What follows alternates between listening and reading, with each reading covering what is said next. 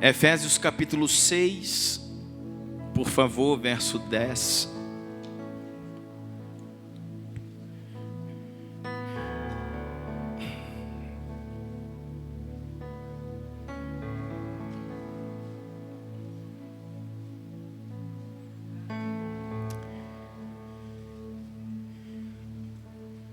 Efésios 6, 10. Tivemos ontem em Monte Carmelo, num tempo precioso, com alguns irmãos, ministrando, aos irmãos daquela cidade. Foi bênção, Deus tocou pessoas. Cansei no final, mais de não por ministrar tanto tempo, mas por orar no final com acho que umas 100 pessoas. E foi bênção, muito bom esse tempo. Amém? Por isso não pudemos estar aqui na reunião dos casais, que eu soube que foi maravilhosa. Amém, irmãos? Que Deus abençoe pastor Marcos, pastora Cláudia, o Ministério de Casais, que se reúne uma vez por mês. Você que não está vindo, irmão, está perdendo demais. Efésios 6 diz assim a palavra de Deus: quanto ao mais, sejam fortalecidos no Senhor e na força do teu poder.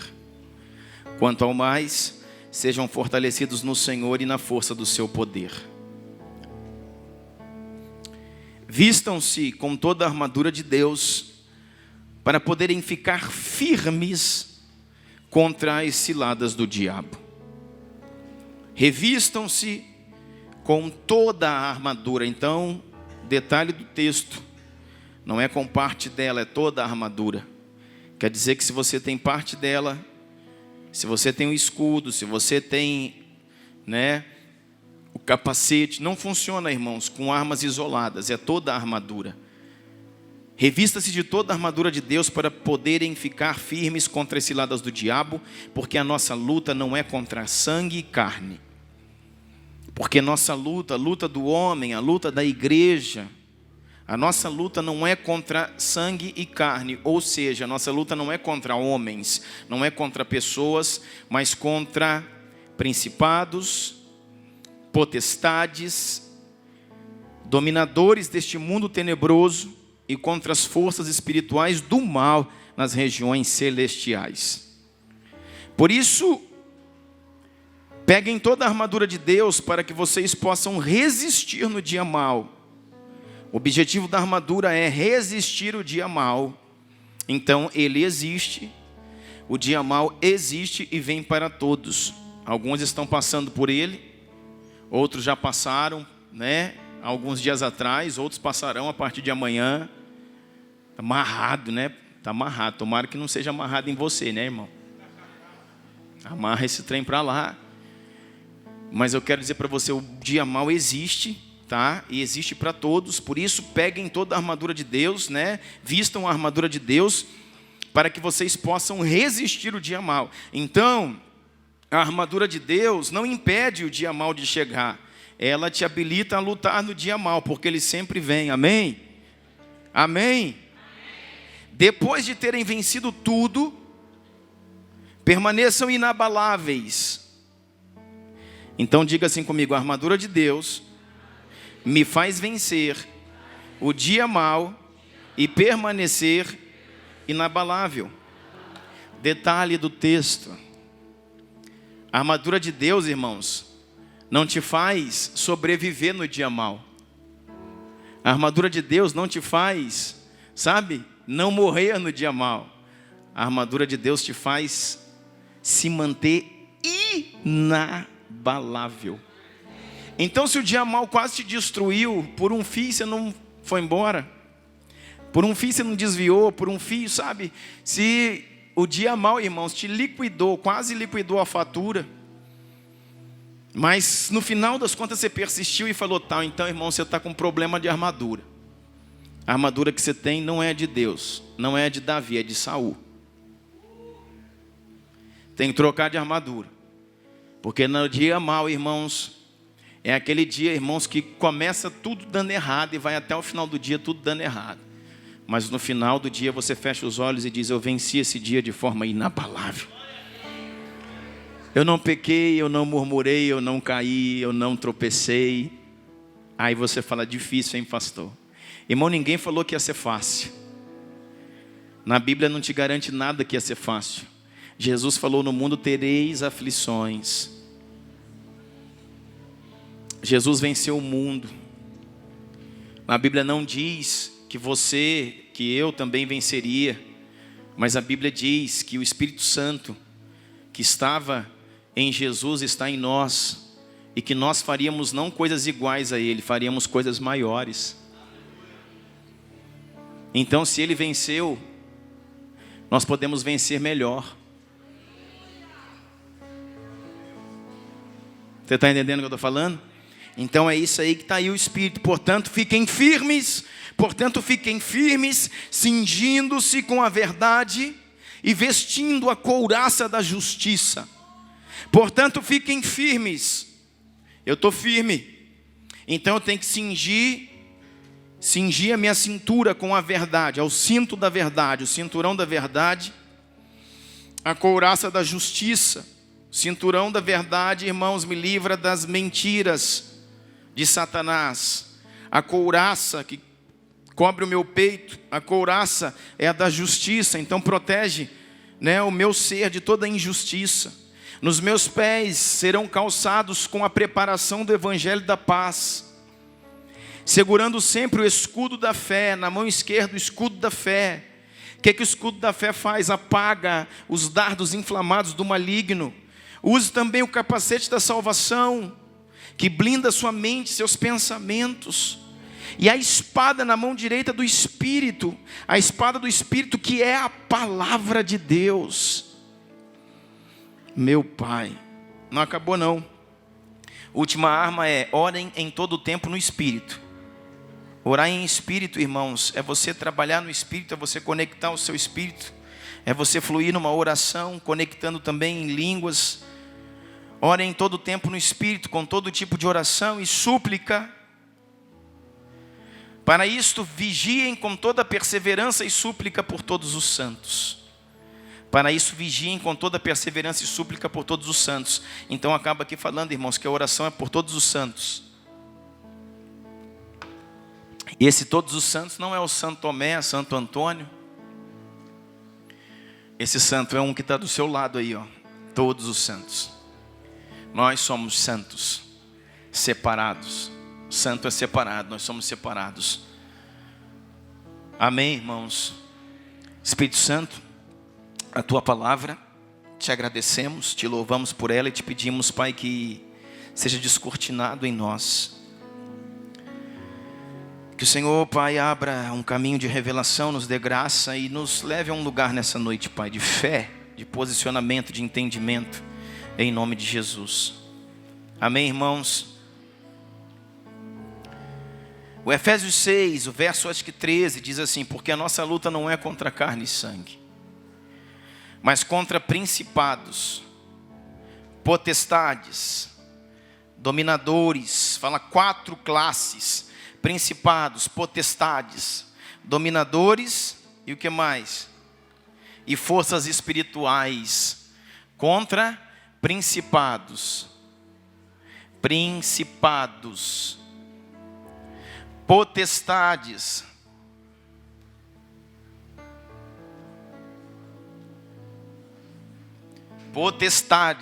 dominadores e...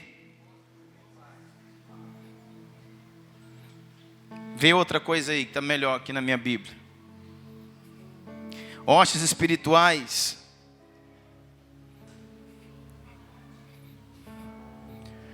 Ficar mais claro.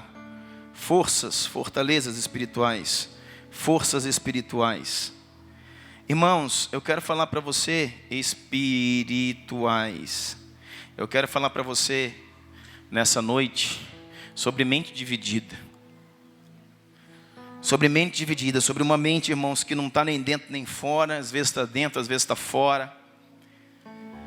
Essa é uma caminhada de 52 dias de jejum, oração, súplica. Essa é uma caminhada de 52 dias em que a igreja está pagando um preço que nunca pagou antes. E eu consigo ver, irmãos, muita gente cocheando entre 2 pensamentos. Embora, irmãos, alguns estejam sendo fortalecidos nesse tempo, sendo encorajados, entrando num lugar de oração, entrando num lugar de lágrimas, entrando num lugar onde uma resposta a Deus está sendo dada. Eu vejo, algumas pessoas distraídas nesse tempo. Pessoas que, vagueiam no pensamento, isso aí, mente dividida. Homens de ânimo dobre, falamos lá na nossa escola. Cocheando em dois pensamentos. Às vezes vão, às vezes não vão, às vezes querem, às vezes não querem. Estou aqui, mas não sei bem se eu estou. Tem gente até aqui, irmãos, talvez você seja um desses que, um dia você está aqui no domingo, no outro domingo você já está lá não sei aonde, no outro domingo você volta para cá e depois você vai para lá e não sabe, irmãos. Está na hora de você definir sua vida, irmão. Está na hora de você entender o que Deus te chamou para fazer. E não estou aqui para pressionar você, para acusar você, para colocar um fardo sobre a sua vida, mas eu estou aqui para te dizer, hoje é o seu dia. Tem gente aqui passando por problemas sérios, financeiros, mas não estão entendendo. E vai daqui, e vai dali, e negocia o inegociável, no momento do café da aliança, no momento da escola de hombridade, está trabalhando. Vou dizer, irmão, vai continuar no buraco, irmão. O que é isso, pastor? Não fala isso. Irmãos, não sou eu que falo, é a palavra que fala. Aquilo que é de Deus, meu irmão, não se negocia. Sempre que a gente aborda, pastor, dê uma desanimada, irmão, saia desse lugar. Saia desse lugar de altos e baixos, de baixos e altos, de vai, de volta, de vem. Para, querido. Resolve a sua história. Diga, eu vou mudar a minha vida. Tem gente com problemas sérios na família, no casamento, com os filhos. E um dia está, outro dia não está, um dia vem, outro dia vai. De forma, olha para mim, presta atenção. De forma que, quando nós estamos ministrando, eu tenho certeza que nas mulheres aqui é assim. As mulheres ministrando na casa adornada, nós ministrando na escola de hombridade lá. E quando a gente fala, cara, essa palavra é tão pontual, e algumas pessoas específicas, que como pastores nós conhecemos os casos, essas pessoas precisavam estar aqui, e não estão. E não estão. De forma que aqueles irmãos que têm mais problemas, de forma que aqueles que mais precisam ser discipulados, de forma que aqueles que mais precisam ouvir, de forma que aqueles irmãos que a casa não é uma casa na rocha, de forma que aqueles irmãos, que as finanças estão abaladas, que emocionalmente, espiritualmente não estão conectados, não se posicionam. A mente, irmão, uma fortaleza na mente não deixa a pessoa parar, focar, pegar firme e caminhar. Aí o texto vem dizendo, é contra principados, potestades, dominadores e forças espirituais. Nesse tempo, de uns 3 meses para cá, eu venho trabalhando isso aí. Lendo muita coisa, puxando originais e vendo o que Paulo quis dizer nesse sentido aqui. Porque para nós, irmão, tudo é diabo, diabo, diabo, diabo, diabo, diabo. Eu já falei, irmãos, que o diabo mais difícil de se vencer é você mesmo. Pastor, que isso? O pior diabo da sua vida chama, irmão, eu. É o eu. Sabe por quê, irmãos? Porque o diabo, Satanás, ele sai em nome de Jesus. Você mesmo, pela santificação, você mesmo, pela verdade, você mesmo, por conhecer a palavra e aplicar a verdade na sua vida, Satanás vai sair sozinho. Algumas pessoas, por alguns lugares que entraram mais profundo, em ocultismo, em tantas coisas, às vezes não conseguem entrar nesse lugar de se libertarem pela palavra. Então precisam de ajuda, por processo de libertação, precisam de ajuda.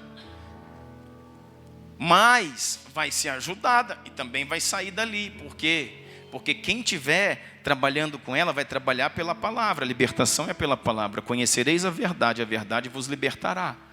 Então você conhece a verdade, a pessoa te ajuda, você conhecer e ora e entra em áreas mais profundas e vai ajudar você. Mas quando encontrar alguma coisa ruim aí, em nome de Jesus vai sair. Só que, irmãos, o pecado não sai em nome de Jesus. Satanás sai em nome de Jesus. O pecado, irmão, só sai com cruz, entrega, decisão, jejum, oração, renúncia. Paulo diz assim: na sua luta contra o pecado, você ainda não resistiu a ponto de derramar o sangue. O que isso me leva a pensar? Que em algumas situações eu vou ter, irmãos, que chegar ao ponto de sangrar de angústia para me livrar de algo, irmãos. Que o demônio, irmãos, que Satanás, ele se aproveita daquilo, mas é falta de decisão sua. É falta de posicionamento. É falta, sabe, de se posicionar num lugar e falar: cara, eu vou. Então aí tem esses textos aí. Porque aí vem para nós, porque a nossa luta não é contra a carne e contra sangue. O que a gente pensava então? Principado. Quando fala principado, a gente já pensava principado, e sempre associou um principado a demônios, a cadeias demoníacas. Mas nesse texto, irmão, a palavra principados é a palavra arche. Olha só que interessante, meu Deus. A palavra arche, principados, é a palavra arche. É a palavra arche no grego, que significa, sabe o quê? Sabe o que significa isso aqui?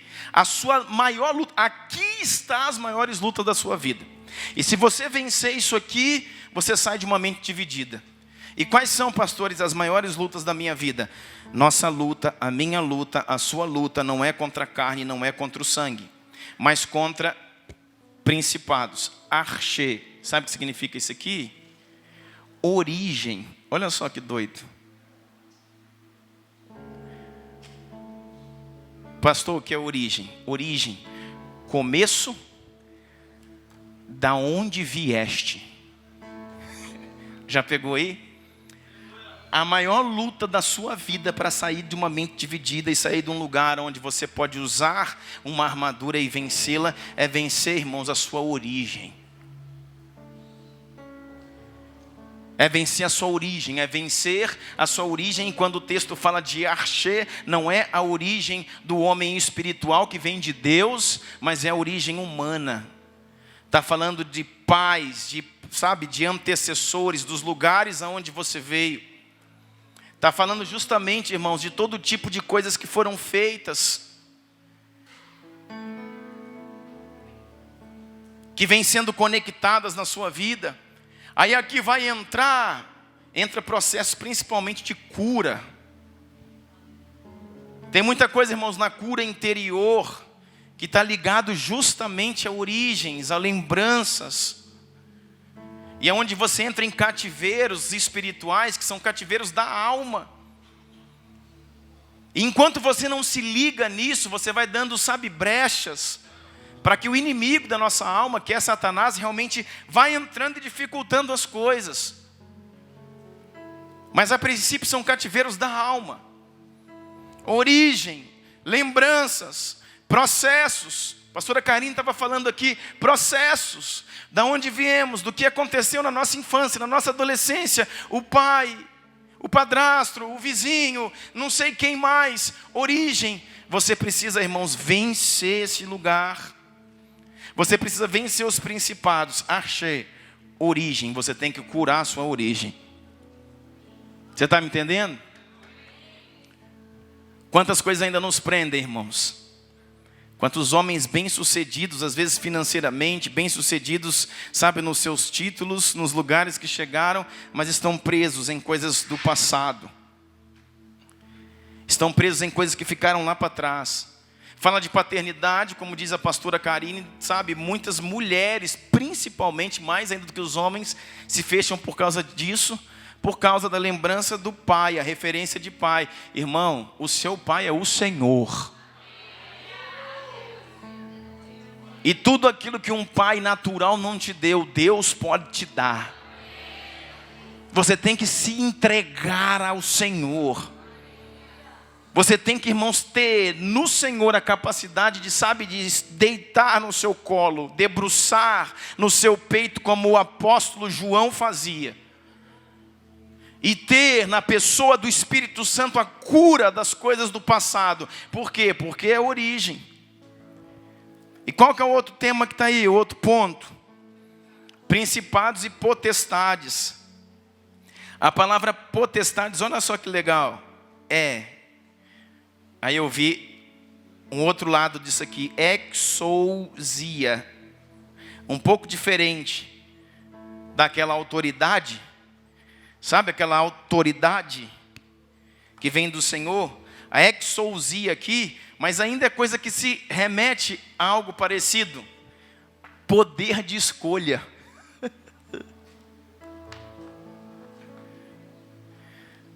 Sabe o que é potestade, irmãos? Sabe o que é isso aqui? Poder de escolha. Quando na sua vida você pensou que ter poder para escolher seria algo que você deveria lutar? Diz para mim. Já cantava o mundo aí, né? O que eu vou fazer com essa tal liberdade, né? Essa tal liberdade, eu sou livre. Temos falado tanto disso, irmão. Ele nos tirou do império das trevas. Ele nos tirou, nos arrancou. Ele nos arrancou do império das trevas. Ele nos trouxe, irmãos, para o governo do seu Filho. Quando o Senhor nos tirou, irmãos, do império das trevas, nos trouxe para o seu governo.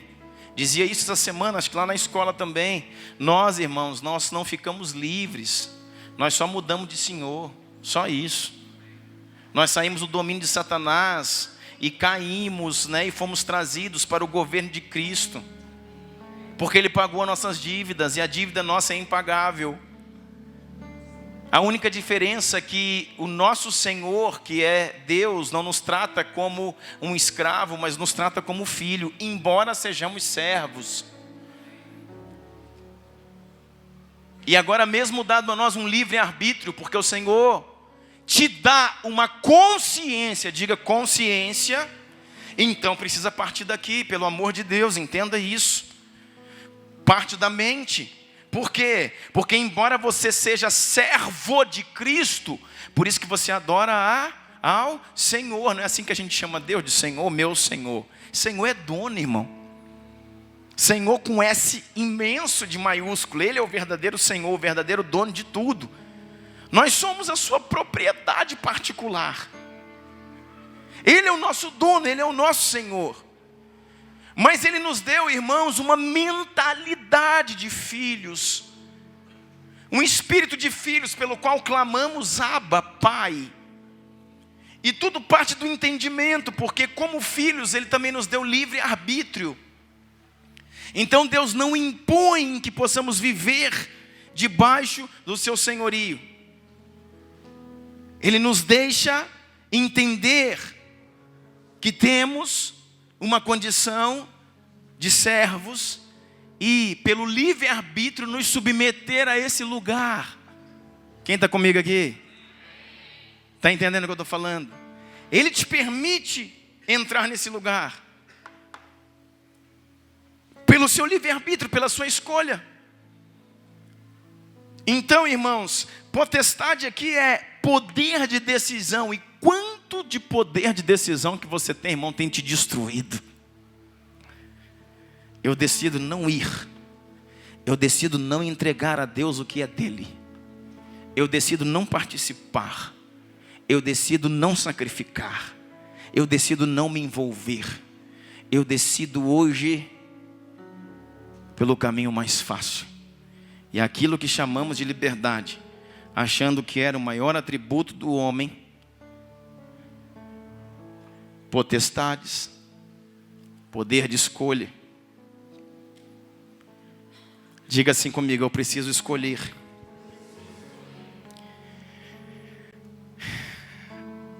Como filho. Eu preciso escolher como filho. Eu preciso escolher me submeter ao propósito eterno. Amém, irmãos? Aí contra os dominadores deste mundo tenebroso. Aqui sim, dominadores, cosmos, crator. Sabe o que é cosmos crator? O Deus, ou melhor, o príncipe deste século. Esse aqui é o bicho, irmão. Dominadores. Ele está aí.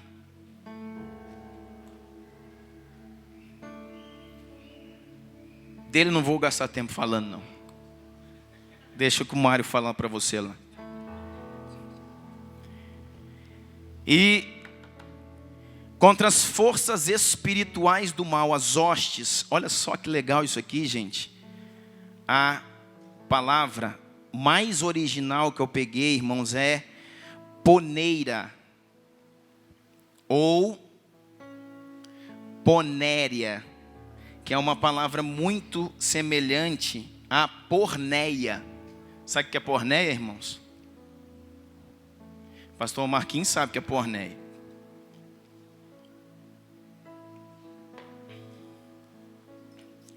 Porneia, a palavra porneia, que é próxima dessa aqui, ponéria, essa aqui. Deixa eu falar dessa primeira. Ponéria tem a ver com depravações. Depravações. Tem a ver com iniquidade. Tem a ver com algo ligado à mente, ou à mente secular. Por isso que Paulo dizia: transformai-vos pela renovação da vossa mente. Quantos jovens nós temos aqui? Se você não sair desse lugar aqui, irmão, você está morto. Tem um monte de jovens, irmãos, que o padrão deles é a família deles, que muitas vezes não é o melhor padrão a se seguir. A família agora entrou num lugar de restauração, de renúncia, de remissão. Glória a Deus, vamos caminhar. Mas tem jovens aqui que já era para ter juízo, que tem 17, 18 anos, 19. E em vez de ter a capacidade, a inteligência. Não precisa ter nem, sabe, não vou nem, irmãos, apelar pela questão do espiritual. Se tivesse inteligência de olhar para sua família e falar assim: cara, olha só o que virou meu tio, minha tia, minha avó. Olha o que virou minha família de lá até aqui. Eu não vou ser igual, não. Eu vou quebrar isso na minha vida em nome de Jesus. Eu sei o que fez isso com a minha casa, com a minha família. Eu sei o que fez isso com meus avós, que tentaram fazer na vida dos meus pais. Isso não vai me pegar, não. Sabe por quê? Eu estou sendo criado na igreja. Eu já tenho 16, 17, 18 anos e eu tenho um pingo de inteligência. Eu vou buscar no Espírito Santo, eu quero mudar a sua vida, eu quero mudar a minha vida. Mas não, irmão. Vai se entregando nesses lugares. Aqui, forças, hostes espirituais, fortalezas espirituais, ponéria, depravações, é a primeira coisa, depravações. Depravações de ordem sexuais, depravações de ordem de iniquidade, né?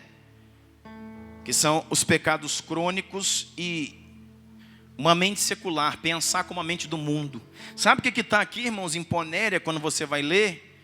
Você se dá a forma de pensamento do mundo nos negócios, na forma de negociar, na forma de trabalhar, na forma de, sabe, gerar recursos.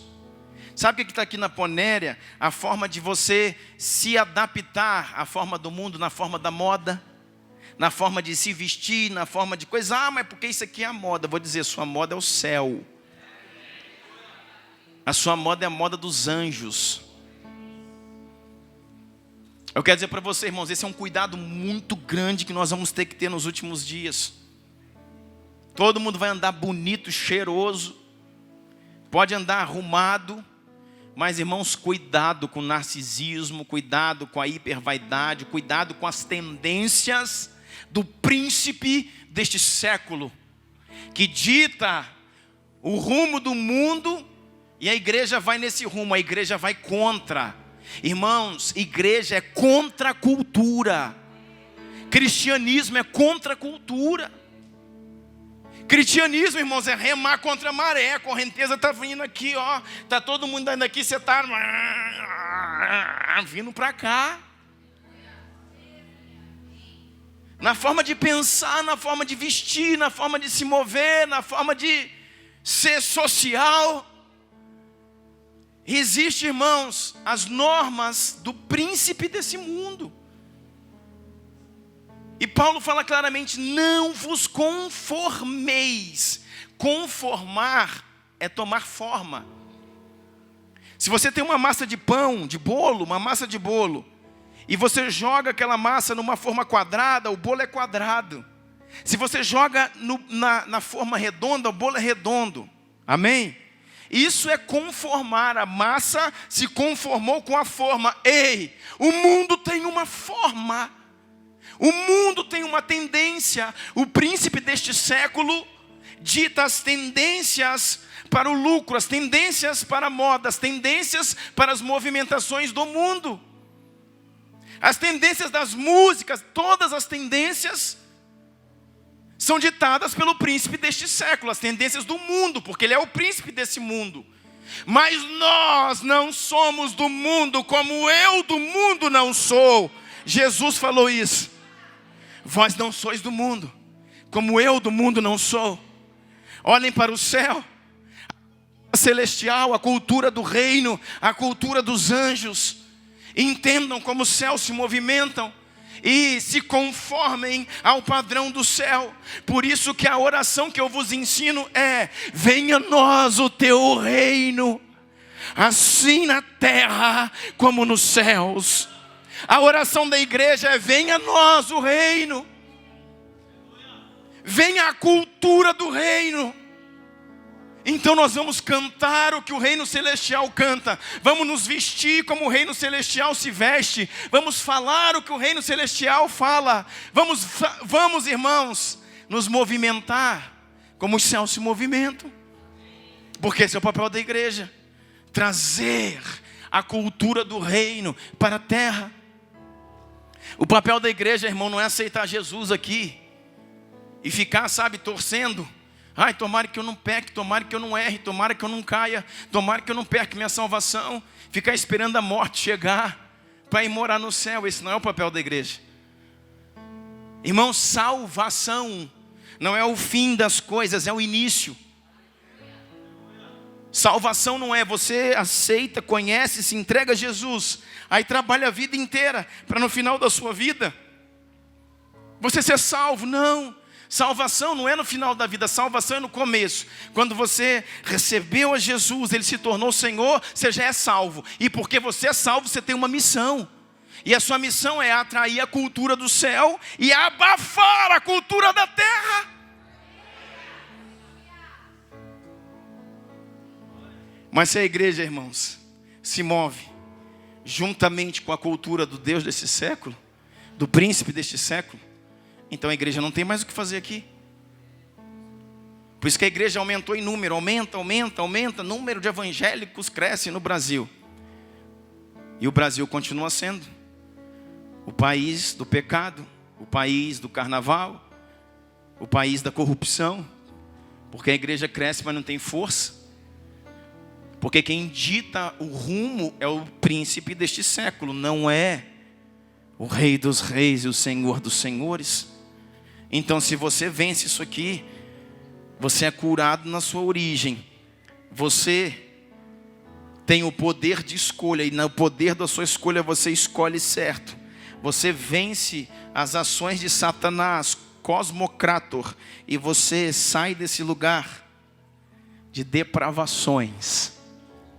Irmãos, a área sexual é uma área fortíssima nas Escrituras, porque o Senhor sabe o que é isso. As depravações e a mente secular. Sua mente não é desse século. Tem gente, irmãos, tão envolvida com as coisas do coaching, com as coisas do treinamento, que a mente dele, ele está cada vez mais na igreja, mas a mente dele cada vez mais nesse século. A mente dele é cada vez mais desse século. Como fazer, como mobilizar, como ganhar, como convencer, cada vez mais desse século, essa não é a mente que Jesus quer para você. A mente que o Senhor quer para você é a mente de Cristo.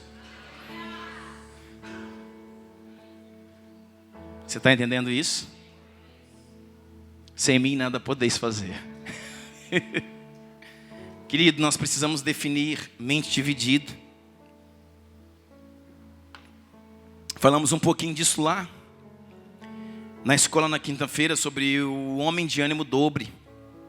A palavra em Tiago fala que ele é agitado como as ondas do mar. Como as ondas do mar que vai e vem, como os ventos agitam as ondas do mar, assim é esse homem. O homem de ânimo dobre ou de duplo ânimo. Ele hoje quer, amanhã não quer. Hoje ele está firme, amanhã não está tanto. Diz que vai, mas não aparece. Faz o compromisso e não cumpre. E a palavra diz assim: não pense que esse homem conseguirá de mim alguma coisa. Eu não tenho negócio com ele. Porque o Senhor é com aqueles que não retrocedem.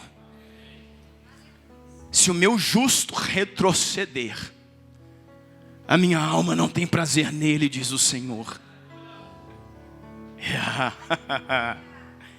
Se o meu justo retroceder, a minha alma não tem nele prazer. Porque eu não sou com aqueles que retrocedem, mas aqueles que permanecem para a justiça. Aquele que põe a mão no arado não pode olhar para trás. Irmão, tem uma... Outro dia nós vamos falar mais disso, mas eu quero que você fique aí pensando nesses dias. Não precisa abrir, eu só quero citar em Atos 20. Atos capítulo 20, no verso 7. Vai falar sobre um menino chamado Eutico. Eutico. Sabe quem é o Eutico? Paulo chegou numa cidade, o apóstolo Paulo. E ele entrou num cenáculo. Pastor, o que é cenáculo? Cenáculo é um sobrado, irmãos. É um lugar que tem mais de um andar. E Paulo estava no terceiro andar do cenáculo. E fez uma reunião ali, era domingo, igual hoje. Era culto de domingo. Culto de domingo à noite. Pastor Paulo de Tarso pregando. Dia de Santa Ceia, diz a palavra. E Paulo pregando a palavra e o Eutico na janela. O Eutico era um jovem, viu jovens que sentava na janela. Quantos jovens estão sentados na janela, irmão? E a janela é esse lugar, ele não está dentro nem está fora, ele está na janela.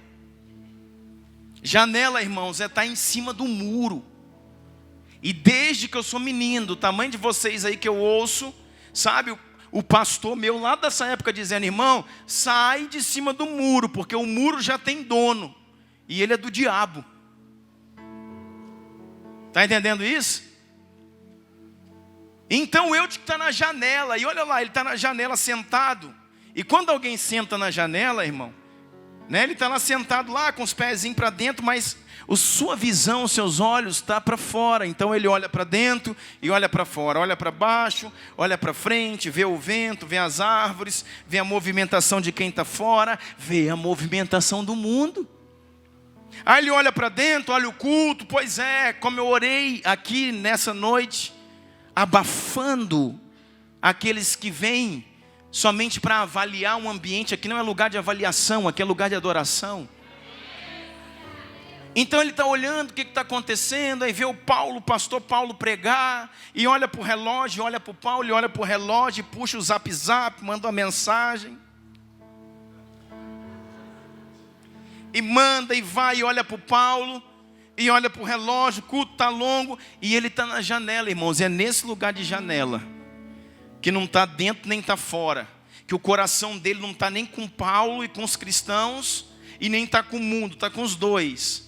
Que a mente dele vagueia, uma mente dividida. Ele adormece e cai.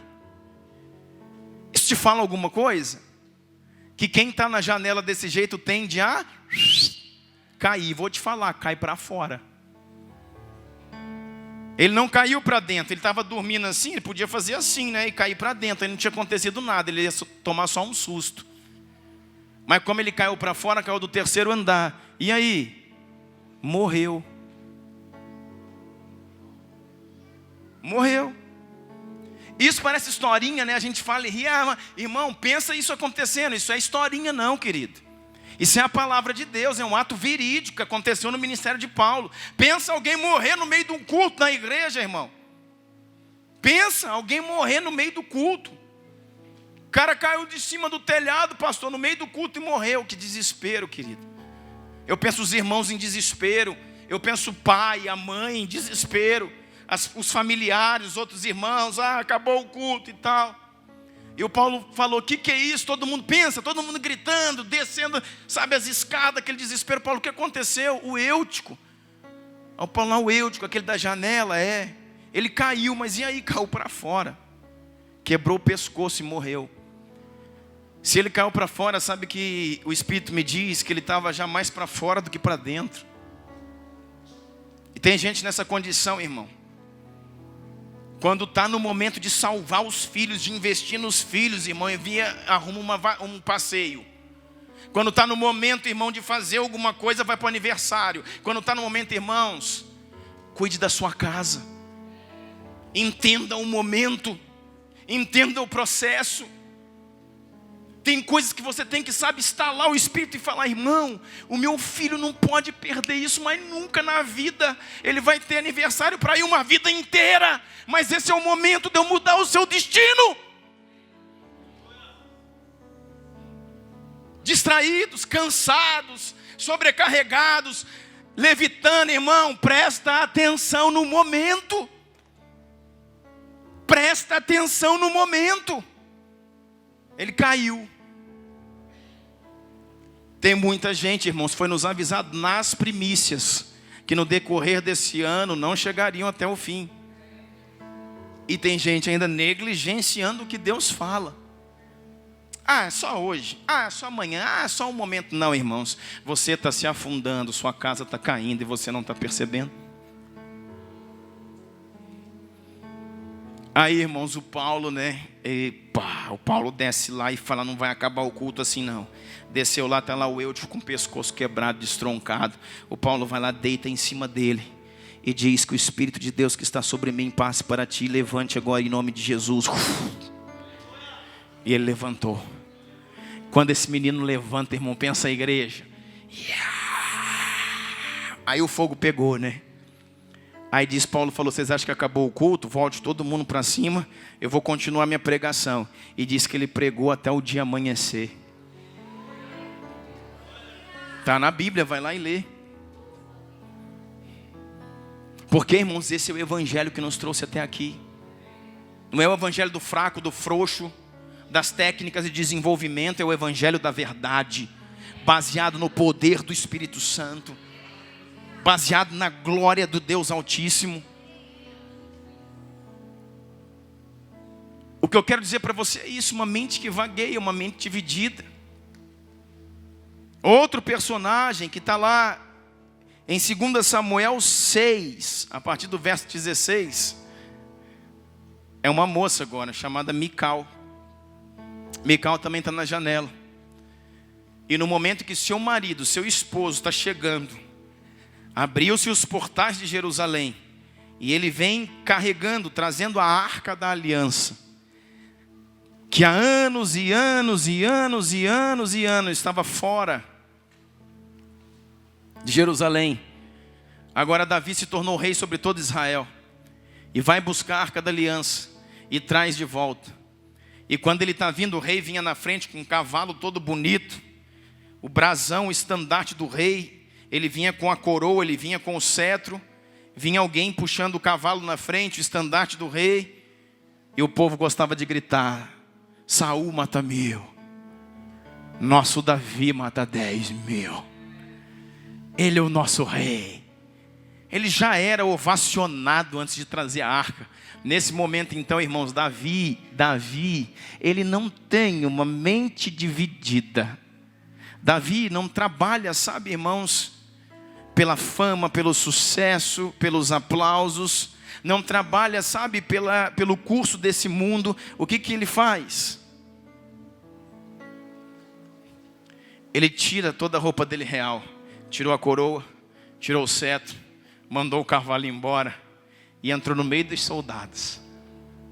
No meio dos soldados. Com uma roupa, irmãos, que pudesse parecer para que ele pudesse sumir no meio dos soldados, para que ao entrar da Arca da Aliança, os olhos do povo estivessem sobre a presença do Senhor e não sobre a sua vida. Esse é o homem segundo o coração de Deus. A mulher dele, a esposa, que era para estar onde, sabe? Lá com ele, de mão dada com ele. Irmãos, tem esposa que não anda com o marido, tem esposa que não vai na igreja, tem esposa que não leva os filhos nos cultos. Sabe o que nós achamos estranho? Às vezes nós vamos pregar em alguns lugares, e eu vou pregar, às vezes, numa conferência de família. E às vezes eu prego 3 dias numa conferência de família. E nos 3 dias o pastor da igreja está sozinho. E está no primeiro dia, eu fico meio assim, né? No segundo dia também, no terceiro eu falo, cadê a esposa? E eu sei, ele já falou, já me apresentou que ele é casado assim, assado, tem 2, tem 3 filhos. E eu falo, cara, cadê sua esposa e os seus filhos? Ah, foi aqui, foi para lá. Aí eu acabo dizendo assim, essa conferência é para você. Você é o pastor dessa igreja, mas a sua casa é uma casa na areia. E tudo que foi falado aqui, o primeiro direcionamento é para você. Se você não posicionar a sua família no Senhor, não adianta ministrar sobre nada. Essa mulher, irmão, em vez de estar lá, ela estava afastada, fora da reunião, fora do culto, fora da adoração, na janela e criticando. Tem muita gente na igreja assim, irmãos, que fica só sentado aqui, não tem janela. Lá na outra tem galeria, irmão, você cuidado. Porque eu não sei se eu estou no poder de Paulo ainda não. Se eu morrer lá, eu chamo o SAMU. E mando levar você embora. Não, eu vou tentar ressuscitar você antes.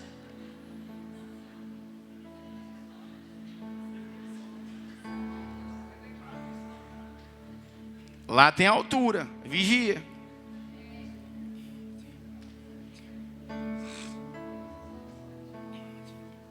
Tem gente, irmão, não tem janela aqui não, mas está dentro de igreja. Aí só observa. Como o pastor Marcos falou aqui, foi o último domingo, né, que você pregou aqui. Fica lá fora, irmão, mais fora do que dentro no culto. Vai lá fora, entra para dentro, entra para fora, entra para dentro. Mexe em celular, vai ali, volta aqui. Não, eu sou assim mesmo. Não, você não é assim mesmo, irmão. Você está desconectado. Você não é assim mesmo, sua mente é dividida. Você não consegue parar quieto, prestar atenção, se conectar, receber, entender o que está acontecendo. Aí fica. A Mical está lá, e a esposa dele era para estar no culto, era para estar junto, era para estar com a família, era para estar adorando, era para estar com lágrimas nos olhos, celebrando a Deus, celebrando o retorno da glória, celebrando a Arca da Aliança, celebrando o sucesso do marido. Cara, eu tenho que estar com meu marido, porque tudo isso está acontecendo, Deus está usando ele, é o meu marido. É o meu marido, uau. Não, está lá em cima olhando. Não se alegra, irmão, com o que está acontecendo. Não participa na festa de Deus.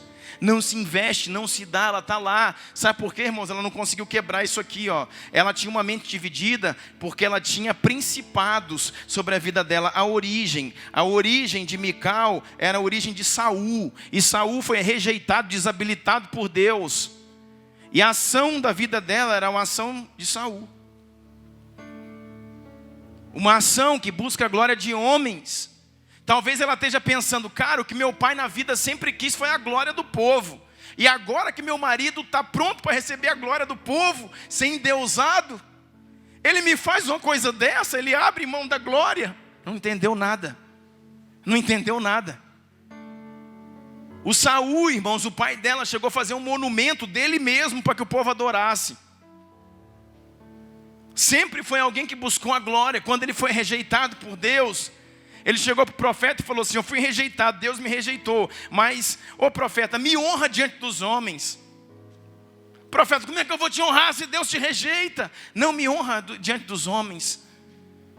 Aí acabou com a história dele, irmãos. Só que a filha está ligada a essa origem. Quantos aqui, irmãos, estão ligados a uma origem de iniquidade? Tem que cortar isso, irmão. Aí quando Davi vem lá, ela está lá em cima. Quando Davi vem dançando, ela está lá em cima olhando. Está lá em cima olhando e Davi vem dançando. E quando Davi chega, irmãos, procura a esposa. Porque marido é assim, irmão. Marido procura a esposa, procura os filhos. Cadê minha esposa? Cadê meus filhos? Irmão, para nós é honra você estar ministrando aqui, ter sua casa junto de você. Ter sua esposa, seus filhos juntos. Está ali sob o olhar do esposo, sob o olhar dos filhos. Davi, cadê minha esposa? Não estava lá não. Aí Davi sobe, vai para os seus aposentos, entra lá no palácio lá. Ela só estava olhando na janela, observando e criticando. Quando ele entra lá, meu amor, não te vi, você não esteve com a gente. Hoje é um dia de glória, hoje é um dia de bênção, é um dia de conquista. A presença, a arca de Deus voltou para nós. O Senhor nos deu graça de trazer de novo. E ela olha para ele com aquele olhar de desprezo e diz: você é um adúltero. Você é um sem vergonha. Sabe qual é a palavra, irmãos, no original? Não estou aumentando não. No original a palavra é devasso. Como pode você se despir dessa forma na frente das servas? Como pode você, sabe, andar assim, irmãos? Davi era um homem, irmãos, que não se ligava com a sua aparência. Sabe por quê? Porque ele conheceu a Jesus no meio das malhadas. Porque a sua adoração é uma adoração gerada no meio das ovelhas. Era cheirando ovelha sozinho no meio de um mato. Um pastor de ovelha chegava a ficar 6 meses fora de casa, apacentando os rebanhos do seu pai fora. Os rebanhos de Jessé, seu pai, ia ali no meio do mato, sem YouTube, sem internet, sem WhatsApp, sem celular, sem energia solar, sem televisão. Ele sentava numa pedra e ele ministrava com uma harpa, adorando o Deus dos céus para as ovelhas. E o Senhor olhou aquilo e falou: uau, eu amo esse menino, encontrei a Davi, o meu servo. Com o meu santo óleo eu o ungirei, minha mão será firme com ele. E sua glória, o seu trono será estabelecido para sempre. Essa é a adoração dele, não tinha roupas, não tinha aplausos, não tinha gente, não tinha luzes. Ali, irmãos, entrando, ele esquece que ele é o grande rei. Somente para pensar: eu amo Jesus, eu amo o Senhor.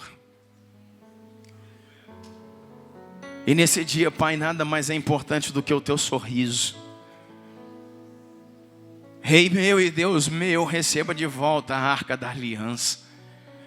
E aí ele se arranca daquelas roupas reais e fala: eu não sou rei de coisa nenhuma, eu sou apenas o teu servo, e vem dançando. E a mulher o condena com uma cara fechada, dizendo: tu é um devasso.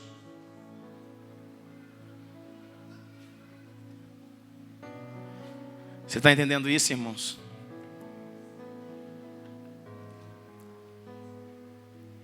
Irmãos,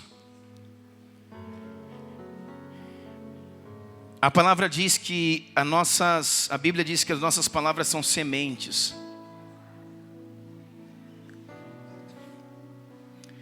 As nossas palavras são sementes e no tempo oportuno ela floresce.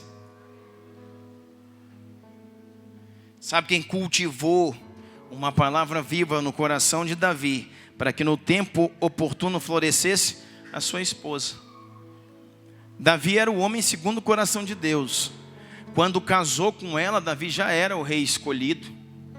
Já tinha vencido Golias, já matou o leão, matou o urso, era um adorador nato antes de conhecer Mical.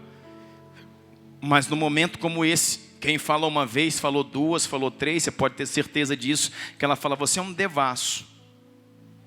O termo original é devasso, adúltero, um sem vergonha. E aquela palavra foi lançada como uma semente. E no tempo oportuno, sabe o que aconteceu? O rei, segundo o coração de Deus, o menino adorador, se tornou um devasso. No momento em que essa palavra floresceu, ele cai com Betseba. Porque palavras são sementes.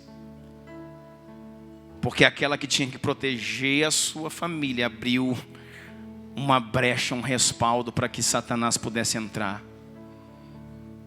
Porque a mulher que é virtuosa e com a sua sabedoria edifica o seu lar, e a tola com a sua própria mão e as suas palavras derruba e destrói. Esposas que estão aqui, cuide com o que você fala com seu marido. Cuide com o que você lança sobre seus filhos. Abençoe-o, encoraje-os. Os filhos, o marido.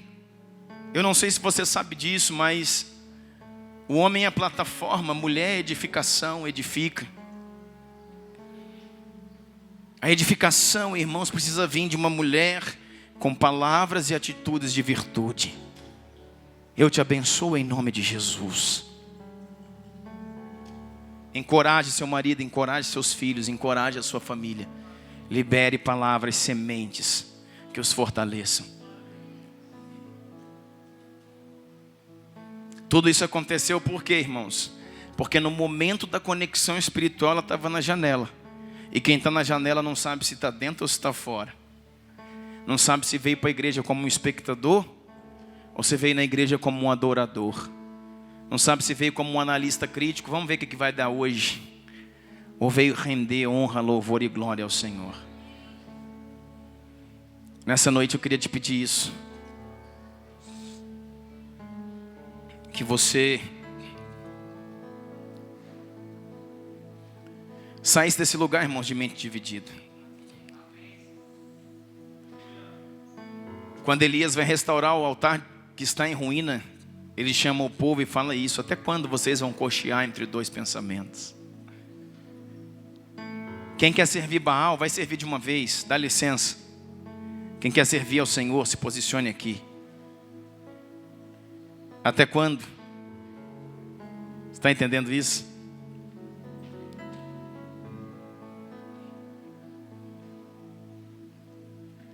Tem muitas coisas do Egito que ainda estão na nossa vida, irmão.